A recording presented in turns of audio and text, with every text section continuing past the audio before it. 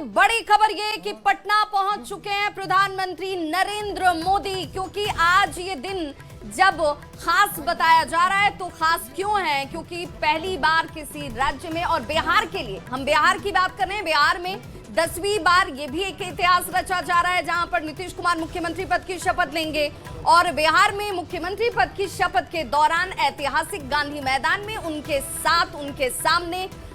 5 पांडवों की तरह नजर आएंगे बीजेपी के सबसे बड़े लीडर कह लीजिए, प्रधानमंत्री नरेंद्र मोदी जो हैं वो इस वक्त पटना पहुंच चुके हैं। और संजय जी हमारे साथ राजनीतिक विश्लेषक लगातार जुड़े हुए हैं। संजय जी, प्रधानमंत्री नरेंद्र मोदी पटना पहुंच चुके हैं, इसी का संभवतः इंतजार भी है और उसके बाद ही शपथ ग्रहण शुरू होगा। लेकिन प्रधानमंत्री के इस आगमन से एक बड़ा मैसेज जाएगा कि देखिए, जीत बड़ी है, जिम्मेदारी बड़ी है और मैंने जो कहा था उस पर हम अटल हैं, अडिग हैं।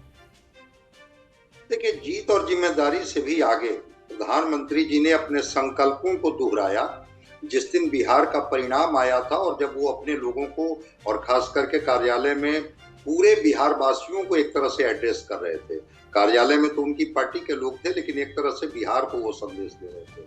कि हमने जो संकल्प लिया है उसको पूरा करके दिखाएंगे। तो एक बड़ी बात है कि देश के प्रधानमंत्री, एक राज्य जिन कालखंडों में, जिन परिस्थितियों में, जिन वजहों से भी पिछड़ गया, उसमें अगर नरेंद्र मोदी एक तरह से बिहार वासियों को फिर ऊर्जान्वित कर रहे हैं और ये भरोसा दिला रहे हैं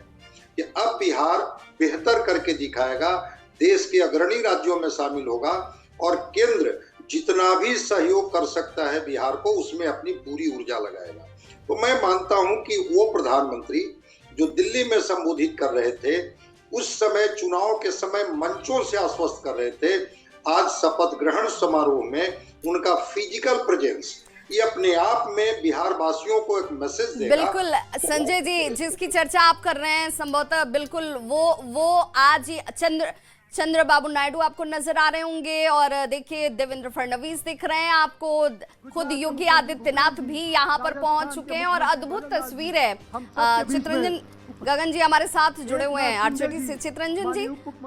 ठीक है, राजनीतिक तौर पर अब विश्लेषण का वक्त भी है और ये कहा जाता है कि जीत और हार सिक्के के 2 पहलू हैं, वो किसी को जीत तो किसी को हार, लेकिन हार से सीख मिलती है और उसमें सुधार होता है। आज के दिन पर आप क्या मान रहे हैं कि हाँ भाई, आज हमें इस सरकार के साथ विश्वास जताते हुए आगे विपक्ष की मजबूत भूमिका निभानी है? माननीय उप मुख्यमंत्री राजस्थान, इनका भी हम अभिवादन करते रहेंगे। और जैसा कि अभी संजय जी ने कहा,